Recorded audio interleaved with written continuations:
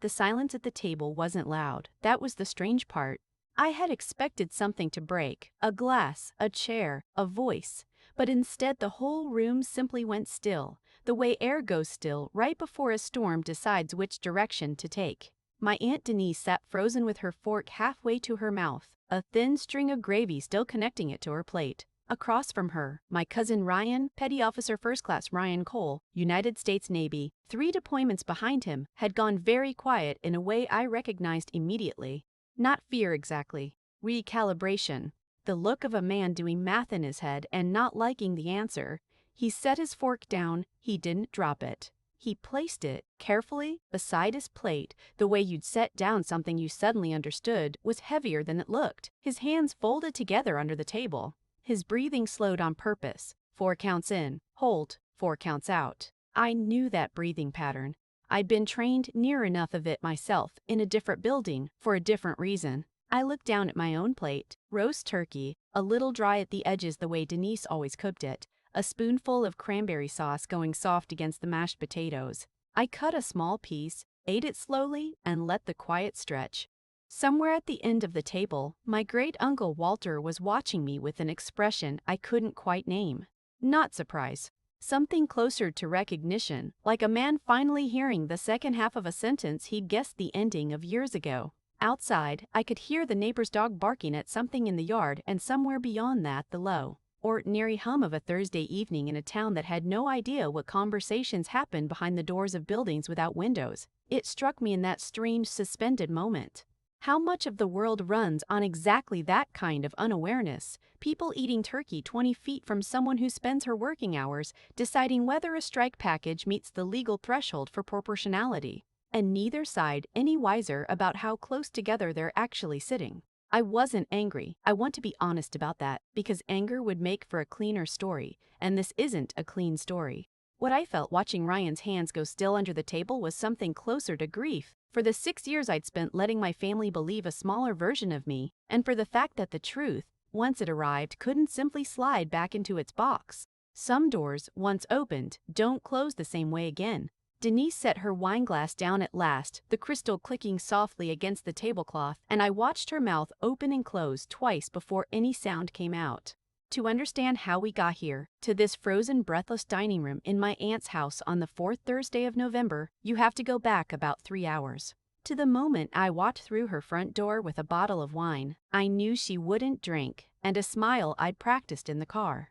The house smelled like sage and butter, and the particular anxious energy Denise brought to every holiday, as if Thanksgiving were a performance review she couldn't afford to fail. She had the good china out. She had the leaf back in the table, extending it 3 feet longer than it needed to be for 12 people, because a longer table looked more impressive in photographs. Ryan was already there, in his dress uniform, which struck me as slightly theatrical for a family dinner, but I said nothing. Denise had asked him to wear it. I knew because she told everyone who walked through the door, unprompted, in the tone of a museum docent introducing the centerpiece exhibit. "Doesn't he look wonderful?" she said to Mrs. Alvarez from next door, her hand resting on Ryan's shoulder like he was a trophy she'd personally polished. 3 deployments, a real hero. You should hear the stories. Ryan smiled the way people smile when they've heard themselves described this way too many times to still enjoy it. "Hi, Aunt Denise," I said, leaning in for the obligatory hug. Somewhere in the kitchen, I could hear the clatter of serving spoons and the low murmur of cousins I hadn't seen since last year, catching each other up on jobs and babies and small-town gossip that felt in that moment impossibly far away from the last place I'd been sitting, a windowless room where the only gossip that mattered was whether a target had moved rooms in the last 6 hours. She hugged me back, brief and perfunctory, then held me at arm's length and looked me over the way you'd inspect a package that arrived a little dented. "Naomi, you look tired, honey. Working too hard again?" "Just a busy season." She turned back to Mrs. Alvarez. "This is my niece. She works for the government, some kind of office job, lots of paperwork. Very important, I'm sure, in its own way." She said it with the specific warmth people reserve for things they've already decided don't matter. I felt the old familiar weight settle into my stomach. Not new, not surprising, just present, like an ache in a joint that predicts rain. I'd felt it at every family gathering for 6 years. It had a shape by now. I knew exactly where it sat. I set my coat down and went looking for water. That's when Uncle Walter found me in the kitchen. He was 81, moved slowly, and rarely said much at these gatherings anymore. Content, it seemed, to watch the family orbit around him like he was reading a book he already knew the plot of. He'd served 2 tours in Vietnam, a fact the family mentioned exactly once a year, usually right before someone changed the subject to something less uncomfortable. "You still doing that workout at the base?" he asked, filling his own glass with water from the tap, not looking at me directly. "Something like that," I said, which was what I always said. He nodded slowly. "CIF work?" I froze for half a second, not long, but long enough that he noticed. Most people didn't know that word. Most people had never heard of a sensitive, compartmented information facility, let alone known to ask about it casually over a kitchen sink. "Where'd you hear that term?" I asked, careful to keep my voice light. He shrugged, a small, private smile pulling at the corner of his mouth. "Man learns things over 50 years. You don't have to tell me anything, Naomi. I know how that works. He paused, looking out the window at the backyard, where the last of the autumn leaves were coming down in slow spirals. "I know quiet work when I see it. Takes one to know one." "I really can't talk about my job, Uncle Walter." "I know that too." He was quiet for a moment, turning his glass slowly in his hand, watching the water settle. "You know what nobody ever asked me all these years? Not once, in 50-some years, has anybody in this family asked me what I actually did over there. They ask if I saw combat. They ask if it was hard.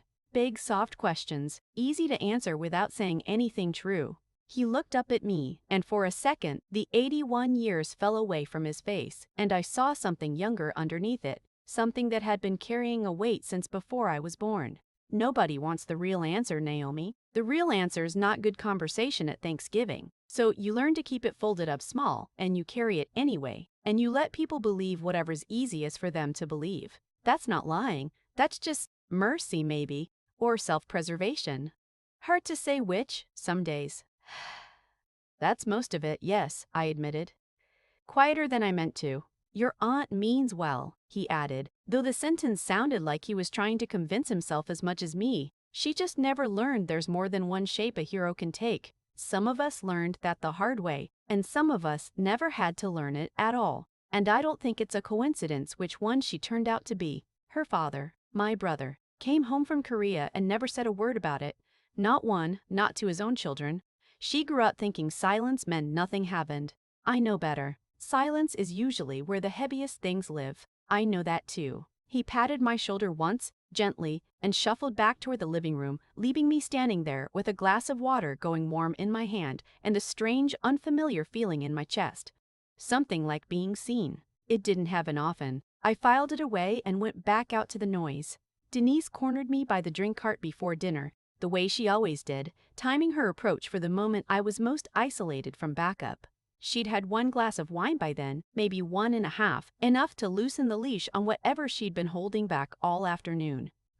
"You know, Naomi," she said, swirling her glass, her eyes tracking across the room to make sure Ryan was within earshot before she continued.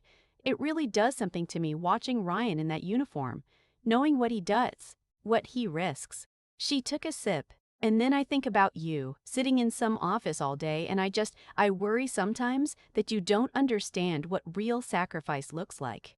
"I understand more than you think," I said quietly. She laughed, not unkindly, but not kindly either, the particular laugh of someone who has already decided the conversation is beneath serious engagement. "Oh, I'm sure you do important work, sweetheart. I just mean Ryan bleeds for this country. What do you do? Push papers around? Answer phones?" I could have told her, right there, 20 feet from the drink cart, 5 feet from a neighbor she'd introduced me to as a secretary. I could have ended it in a sentence. I didn't. Not yet. "It's classified," I said instead, the same answer I'd given for 6 years. "I really can't get into it." She rolled her eyes, not bothering to hide it. That old line, convenient, isn't it? Nobody can ever check. "It's not convenient," I said, an edge creeping into my voice that I hadn't planned on letting through. "It's the law. There are things I legally cannot discuss outside a secure setting with anyone, including you. That's not evasion, Aunt Denise. That's the job." She wasn't listening, Not really, she was already looking past me, tracking Ryan across the room, making sure her next sentence would have an audience. You know what I think? I think if you really did something important, you'd find a way to let us know. Just a little. Enough to be proud of. Ryan doesn't hide behind classified this and classified that. He tells us what he can. He shares. That's what people do when they've actually got something worth sharing. I felt my jaw tighten. Ryan's job and my job aren't the same kind of secret, Aunt Denise. Sure, she said, in the tone of someone humoring a child's elaborate excuse. Whatever helps you sleep at night, honey. She patted my arm, the gesture somehow more condescending than an insult would have been, and drifted back toward the living room to reclaim her audience. I stood by the drink cart a moment longer, the ice in my water glass slowly going soft, and reminded myself, the way I'd reminded myself at a dozen other family gatherings, that this particular battle wasn't one I could win with words. Denise didn't want information. She wanted a version of the world that made sense to her, one where medals and mud and loud stories were the only currency that counted. I let it go. I'd learned, a long time ago, that arguing with Denise about the shape of my life was like arguing with weather. It didn't change anything, it just cost energy I needed for other things. Dinner began the way it always did, with Denise narrating Ryan's life to the table like a highlight reel, half the details slightly exaggerated, all of it delivered with theatrical pride. She told a story about him sleeping in the mud for 3 days that Ryan visibly winced through, correcting small details under his breath that nobody heard, because nobody was listening to him. They were listening to her. Tell them about the extraction, honey, she said. The helicopter one. Mom, that's not really. He's so modest, she said to the table, patting his arm. That's what real heroes are like. They never brag.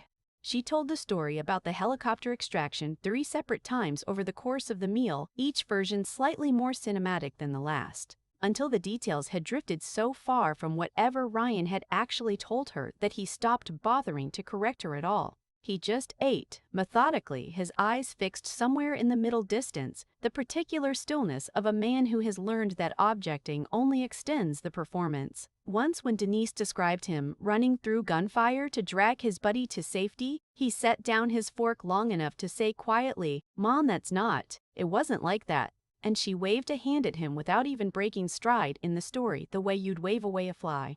He's so modest, she said again to nobody in particular, and moved on to describing the sound the rotor blades made, a sound she had never heard in her life, with the specific, unearned confidence of someone who had watched enough movies to believe she understood. Then, as always, the spotlight found me, and the tone shifted, warm gold sliding into something closer to fluorescent pity. And then there's Naomi, Denise said, turning to me with a small, sympathetic smile, the kind you'd give a child who'd just lost a school election. Still doing the government thing. Still, what is it you do again, exactly? Filing? Scheduling? Something like that. I bet your wrist hurts from all that typing, she said, delighted with her own joke. Carpal tunnel. The silent killer of the administrative class.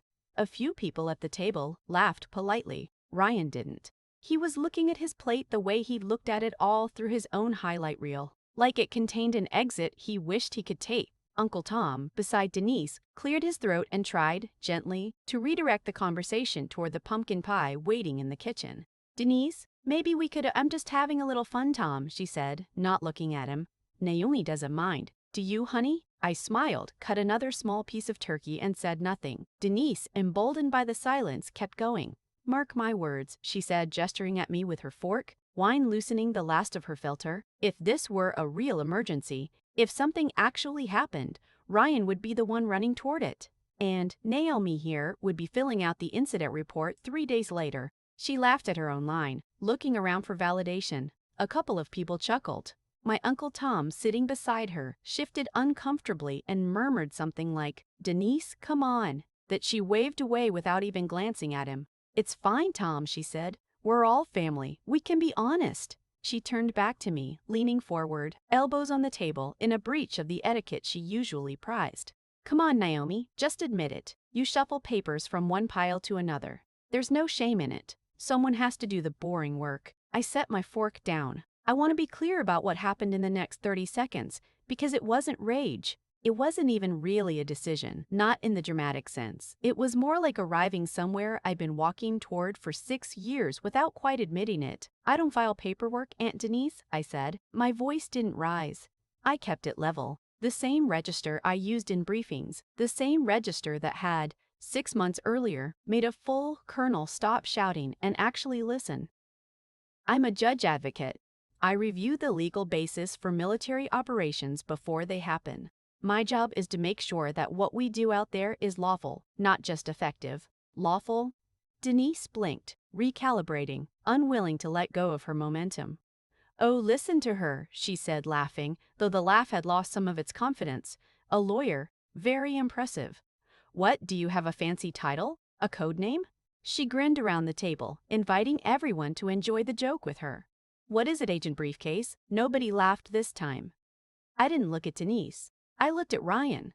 He had gone very still, the way people go still when they sense something is about to happen but can't yet name what. I want to pause here and tell you what my actual job is, because Denise never asked, not really, and because understanding it matters for what happens next. I'm a JAG officer, Judge Advocate General's Corps, United States Navy. 6 years in. For the last year, I've been on rotation as a strike legal advisor, embedded with a Joint Task Force Operations Cell. It's not a job that gets movies made about it. There's no trigger, no door I kick down, no medal ceremony waiting at the end of a deployment. What I do is simpler and, in its own way, heavier. Before certain operations, the kind with real teeth, the kind that can end in someone not coming home on either side, there's a legal review. Someone has to look at the intelligence, the target package, the estimated risk to civilians, and answer one question with total honesty. Is this lawful under the law of armed conflict, under the rule of proportionality, under the standards this country has agreed to hold itself to even when nobody's watching? That someone, for the units I support, is me. I don't have veto power over everything. I want to be honest about that, because the version of the story where one person controls a battlefield is a fairy tale, and fairy tales aren't what I do for a living. What I have is narrower, and in its own way, absolute. Without my legal sign-off, certain categories of strikes do not proceed. Not because I outrank the commander. I don't. I'm not in his chain of command at all. I exist alongside it, a separate thread woven through the same rope, there to make sure the rope holds when it matters. If I don't sign, the mission doesn't launch. Not because I forbid it, but because the law requires my signature before it can. It's not a power I hold over people. It's a safeguard the law puts between good intentions and irreversible mistakes. 6 months before that Thanksgiving, at around 0300, I was sitting in a windowless room that smelled like burnt coffee and cold electronics, reviewing a target package for a compound tied to a known facilitator, a man connected, according to the intelligence in front of me, to at least 2 prior attacks against American personnel. The strike window was closing. Everyone in that room wanted the green light. I understood why. I wanted it too, in the part of me that isn't required to be careful. But the collateral damage estimate had a problem. The pattern of life data showed thermal signatures in the room adjacent to the target, smaller signatures, irregular movement patterns consistent with children, not combatants. The estimate, as submitted, exceeded the threshold the law allows without additional authorization we didn't have time to get. The colonel running the operation leaned over my shoulder. I remember the smell of his coffee, the tension in his voice. "We have the window, Lieutenant Commander. We're losing it." "I understand, sir," I said, "but I can't certify this package. The CDE exceeds proportionality thresholds based on probable non-combatant presence. I'm not able to sign off." "You're going to let him walk because of a maybe?" "I'm required to act on the estimate in front of me, sir, not on hope." I kept my voice steady, though my pulse wasn't. "If you want to proceed without legal certification, that's a decision within your authority to make. But it won't have my signature, and it will be logged as such." He didn't proceed. To his credit, and I mean that sincerely, because not every commander would have made the same choice under that kind of pressure, he pulled back, rerouted the operation, waited for better data. 11 hours later, updated imagery confirmed what the anomaly had suggested. There were children in that building. The target's own grandchildren, visiting for a family gathering of their own on the other side of the world, in a language I don't speak, at a table I'll never see. I didn't save anyone dramatically that night. I didn't fire a weapon or carry anyone out of a building. I sat at a terminal and said no, calmly, and then I went home and didn't sleep much, because that's what the job costs. Even when you do it right. Especially when you do it right. That's the work Denise called filing papers. I should say too, because it matters, that I don't always get it right. I want to be honest about that, because the version of this story where I'm simply correct every time, where my judgment is some kind of infallible instrument, isn't the truth, and it isn't the point. 2 years ago, early in my time on rotation, I cleared a package I probably should have slowed down on. The intelligence looked solid, the timeline was tight, and I let the pressure of the room push me a half step faster than I should have gone. Nobody was hurt. The operation succeeded exactly as planned, and by every visible measure, it was a good night. But I found out afterward, reviewing the after-action data, that one of the variables I'd weighed had been based on an assumption I hadn't fully verified, and if the situation on the ground had been even slightly different, the outcome could have gone another way entirely. Nobody reprimanded me. Nobody even flagged it officially. I flagged it myself. In a supplemental note, nobody but my own file will likely ever read, because the job isn't just about the decisions people see, it's about the discipline you hold yourself to when nobody's checking. That memory sits next to the one from 6 months ago, the way a scar sits next to unbroken skin, a reminder every time I feel too certain of myself. That certainty is the thing most likely to get someone killed. Denise thinks the job is invisible because nothing about it looks dramatic from the outside. She has no idea how loud it actually is on the inside at 3 in the morning when the only sound in the room is your own pulse and the low hum of a server bank.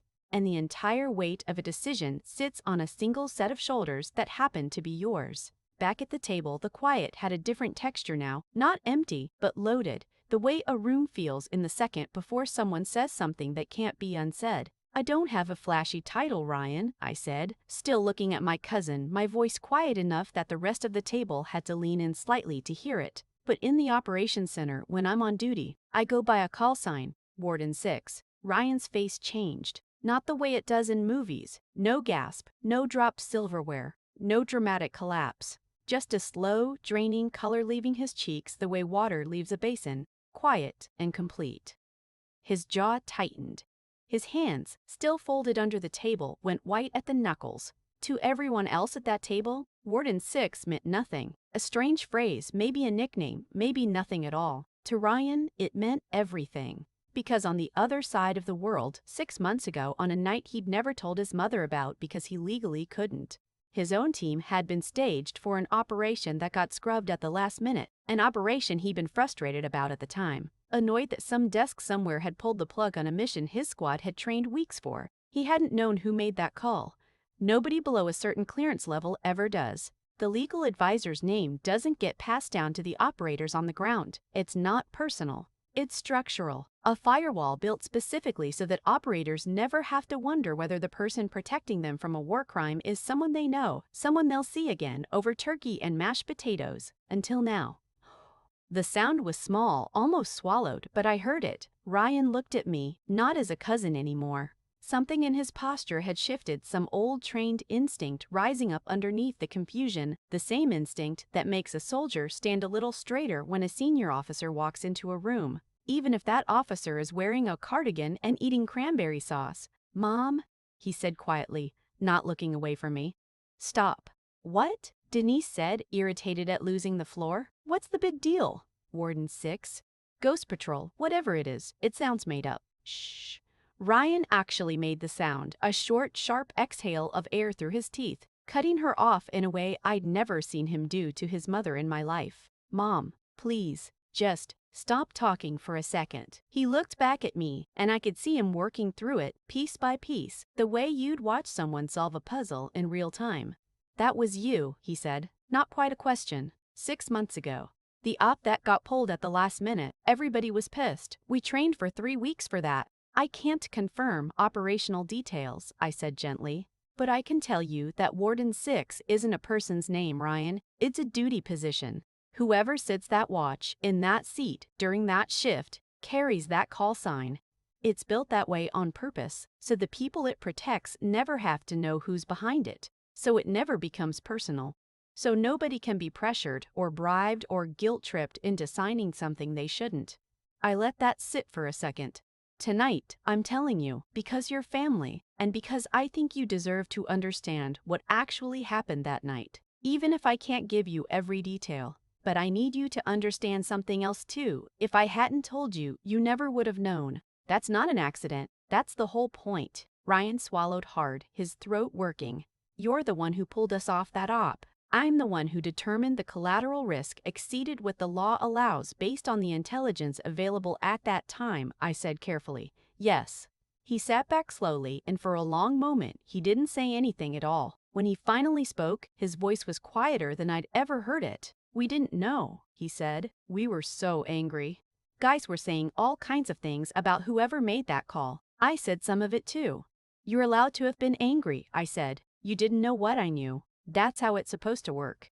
"What did you know?" he asked, and then immediately shook his head. "No, you can't tell me that. I know you can't tell me that. I can't," I confirmed. "I'm sorry. What I can tell you is that it wasn't a close call, Ryan. It wasn't me second-guessing your team's judgment or hedging on a maybe. There was something in the data that needed more time before anyone in good conscience could sign off on it.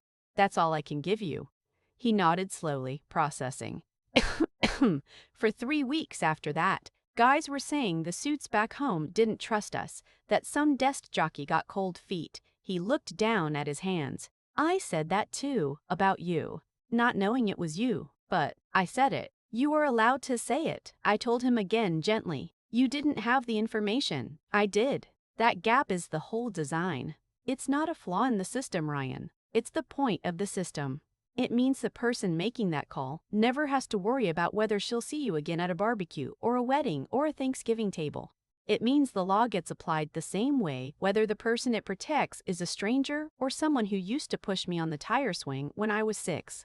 His mouth twitched, almost a smile, the first sign of anything softening in his face all night. "You remember the tire swing?"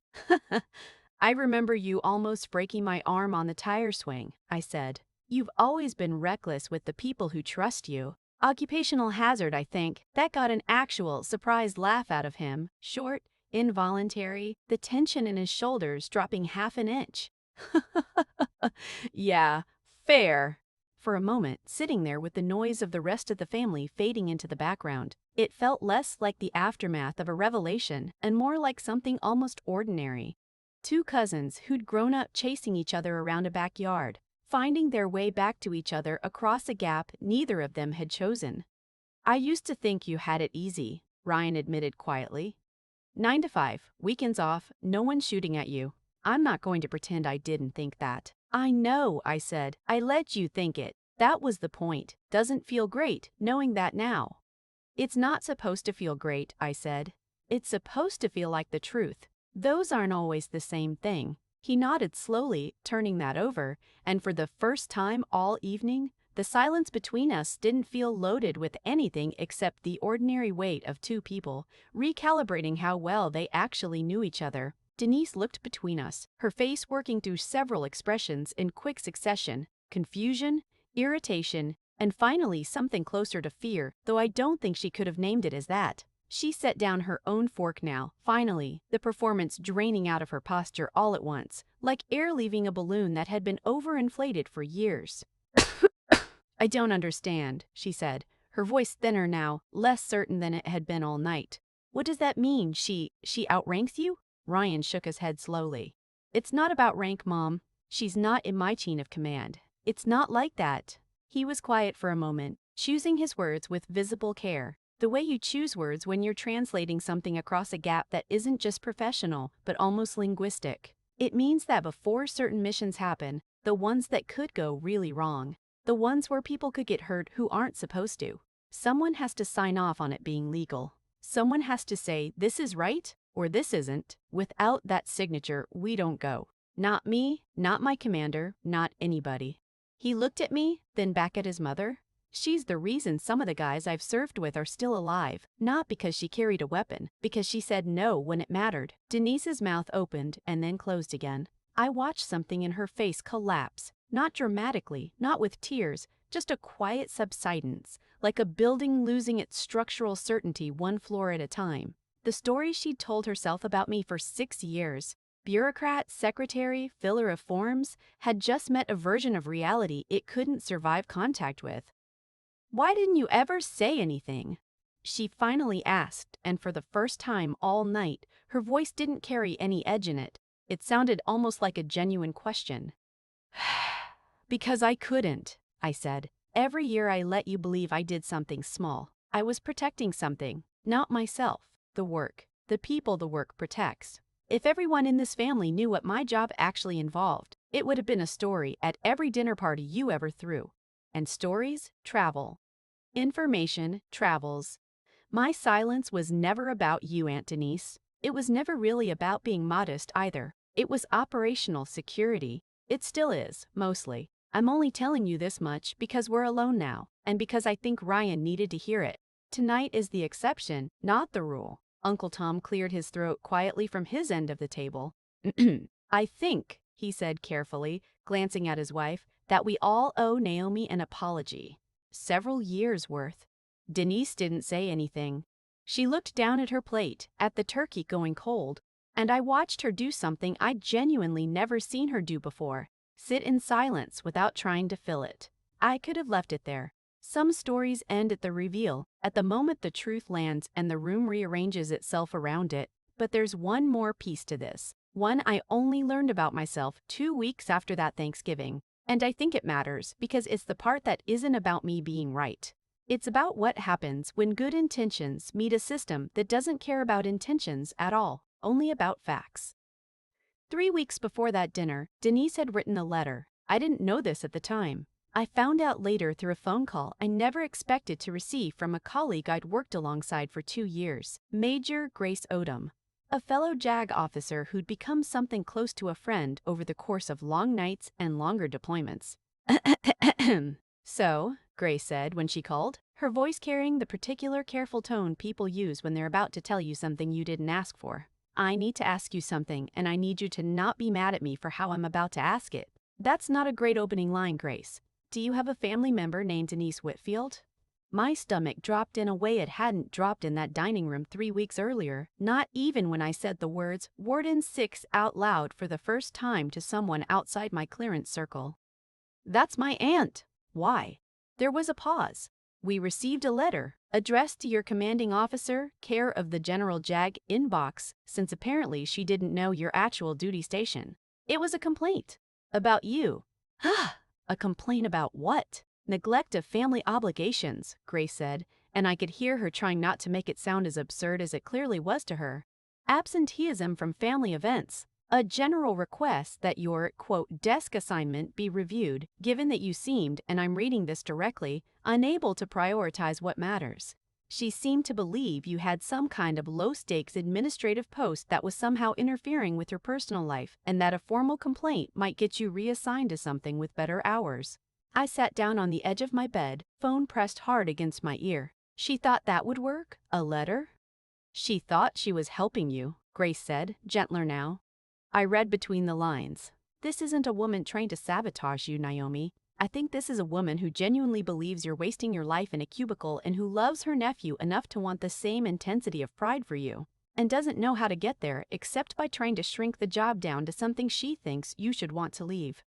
I didn't say anything for a moment. It was strange, hearing Denise's contempt reframed as a clumsy, misguided kind of love. I wasn't sure I believed it entirely. But I could hold both things at once, the sting of the letter and the possibility that under the condescension was something that had never learned how to say, I'm proud of you, without a uniform attached to it. What happened to the complaint? I asked.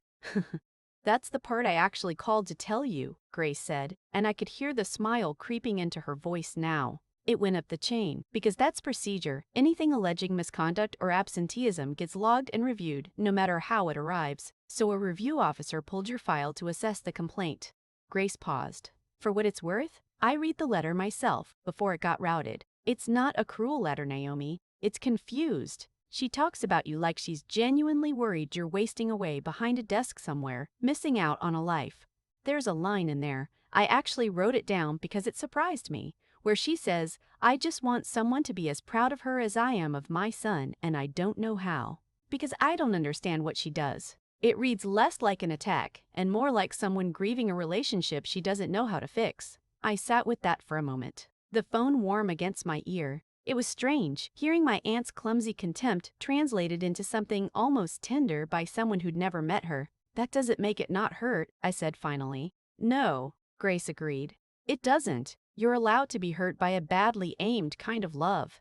Doesn't make it not love. Also doesn't make it not a formal complaint that got logged in triplicate, so both things are true at once, which is usually how families work, in my experience. And found 6 years of exemplary performance reviews, 2 commendations, a file full of after-action reports where senior officers specifically credit your legal judgment with preventing operational and legal disasters. The review officer's conclusion, and I'm paraphrasing only slightly, was that the complaint appeared to reflect a fundamental misunderstanding of your duties, and that if anything your file supported the opposite of neglect, it showed a pattern of sustained, high-stakes commitment well above the norm for your grade.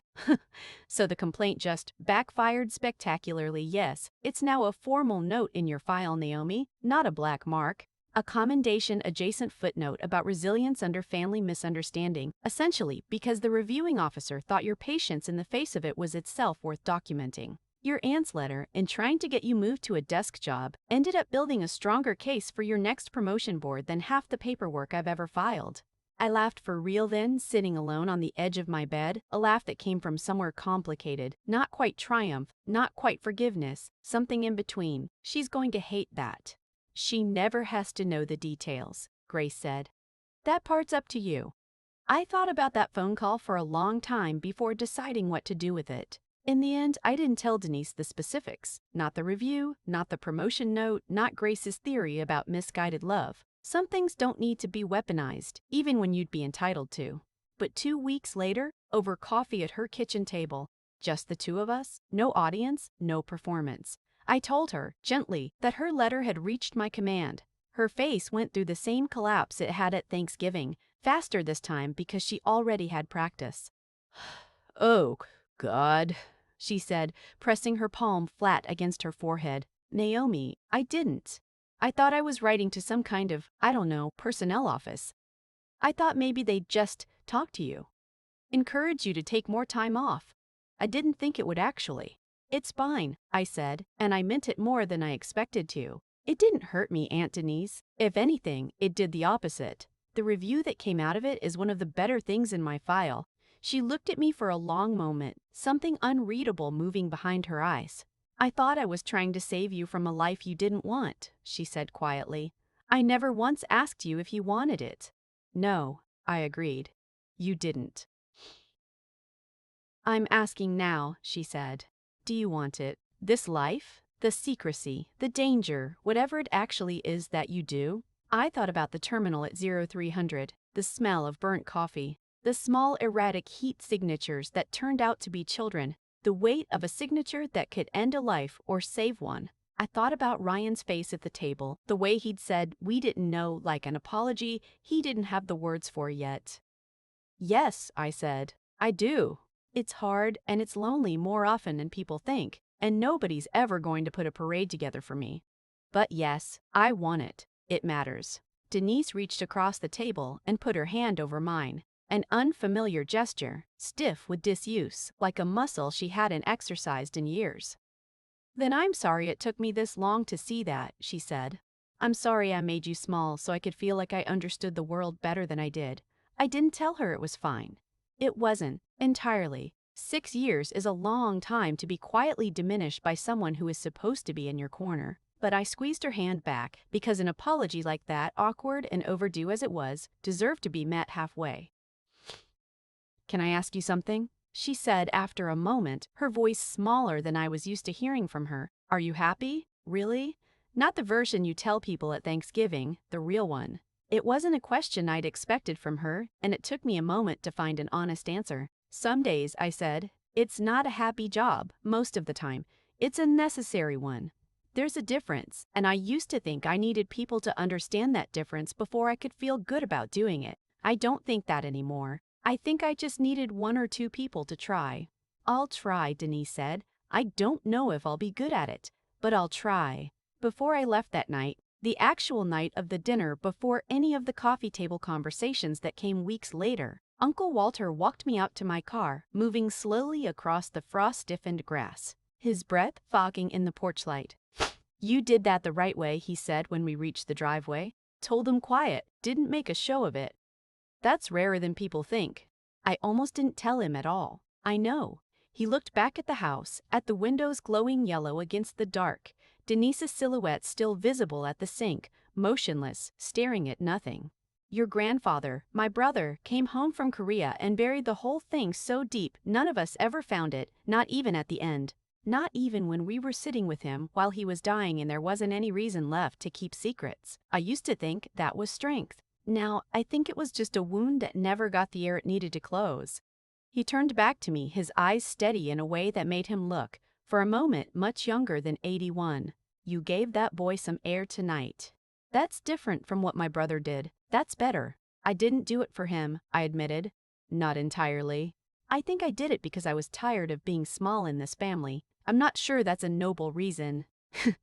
Noble's overrated, Walter said. Most of the good things I did in my life, I did half for the right reasons and half because I couldn't stand myself if I didn't. Don't go looking for pure motives, Naomi. They're rare as good weather in November. You did the right thing. That's enough bookkeeping for one night.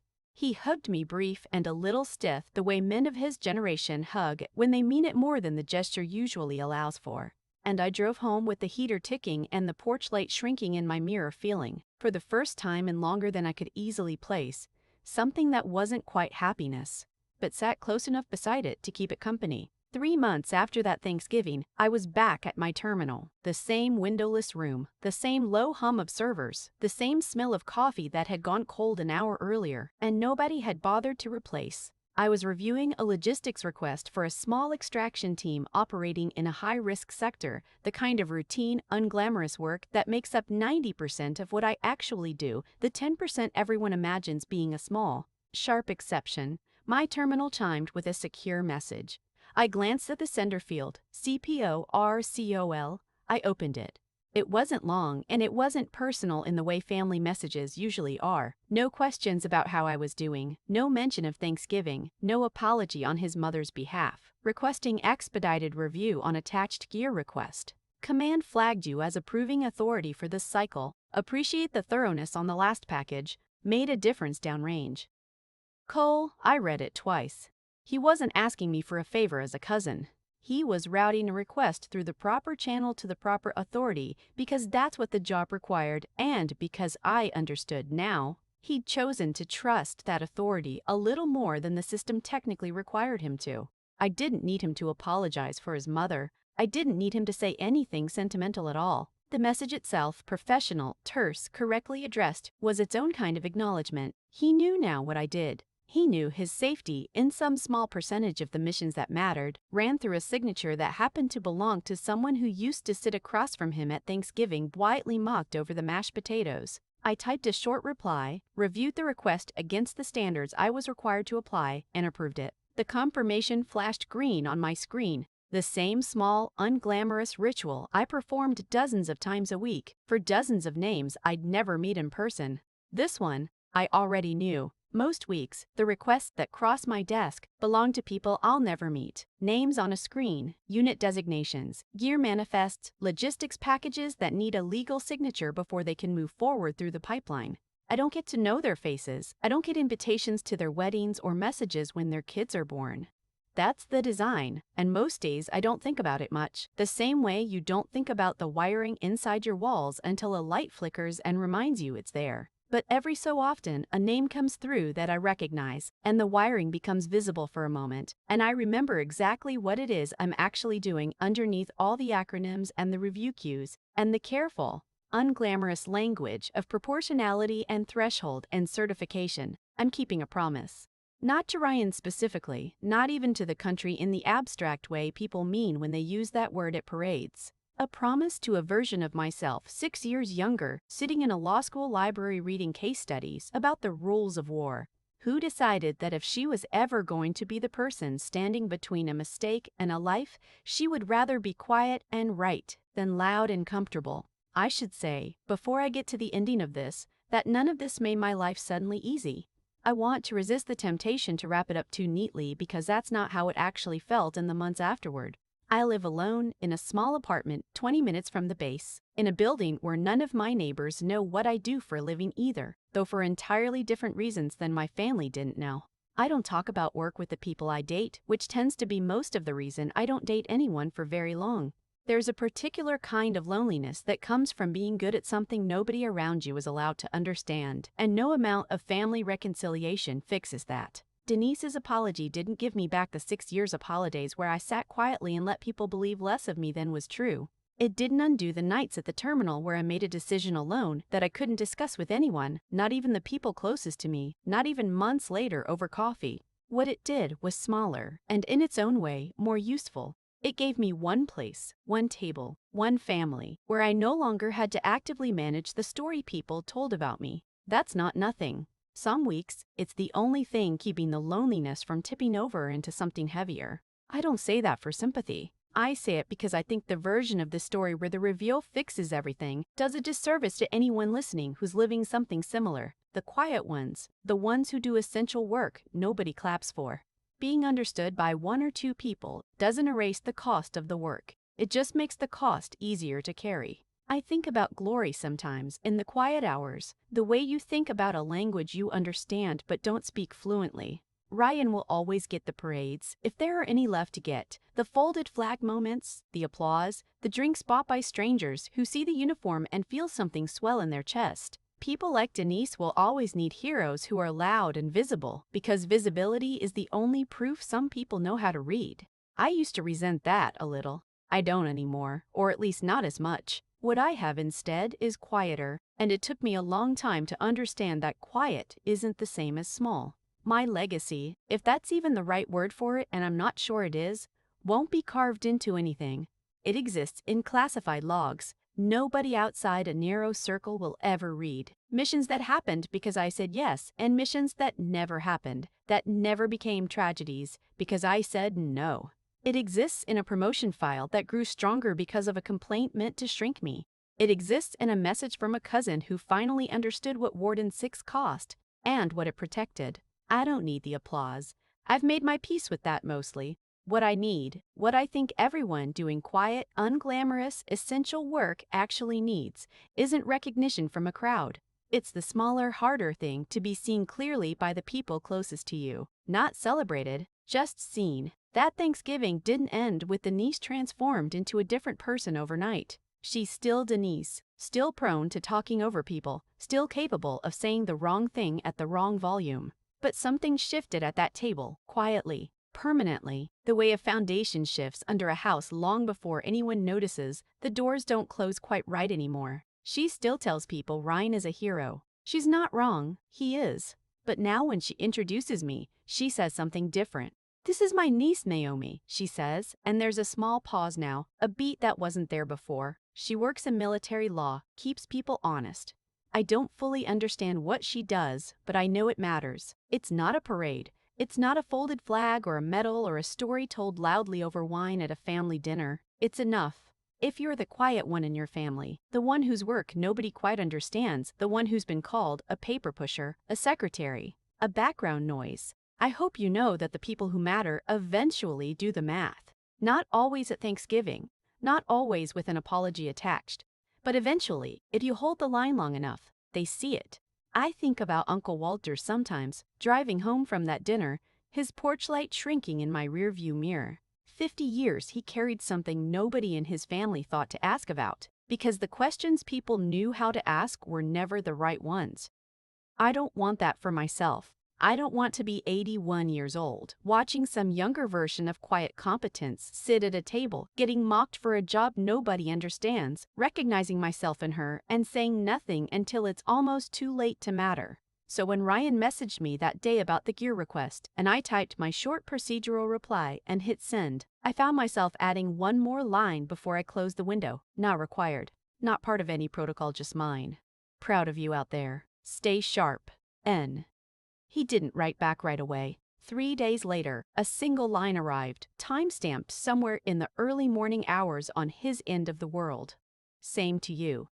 Didn't know it was mutual until this year. I sat with that message longer than its length really warranted, the cursor blinking an empty reply field, the servers humming their same low, patient hum around me. Then I closed the window, turned back to the next request in my queue, and went back to work, because that's the job, in the end. Not the reveal, not the applause, not even the reconciliation. Just the next signature, the next careful judgment, the next quiet decision made correctly because someone has to make it, whether or not anyone at the table ever finds out her name. Some people need to be seen to feel important. I understand that need. I don't think it's a small or shallow one, and I don't judge Ryan or Denise for wanting it in the shape they know how to want it. But I've learned something different about myself in the years since that Thanksgiving. I don't need the room to know my name when I walk in. I need to know that when it matters, when the call sign comes over the line, when the signature is the only thing standing between a mistake and a life, the people who are listening actually listen. That's the whole job. That's the whole life most days. It isn't loud, and it never will be. And I've stopped waiting for it to become something it was never built to be. The turkey gets cold either way. The lights in the operations room stay on all night either way. And somewhere quietly without a parade, the ledger keeps balancing itself one careful decision at a time, written not on any monument but in the small, unglamorous, unglorified place where doing the right thing simply becomes the record of a life. If you're the one holding that kind of line, in your family, at your job, in some room nobody else will ever see, I hope tonight or someday soon, someone finally asks you the real question instead of the easy one. And if they don't, I hope you find a way to be proud of yourself anyway, quietly, the way you've always had to be. The ghosts see you. So does whoever finally stops to look.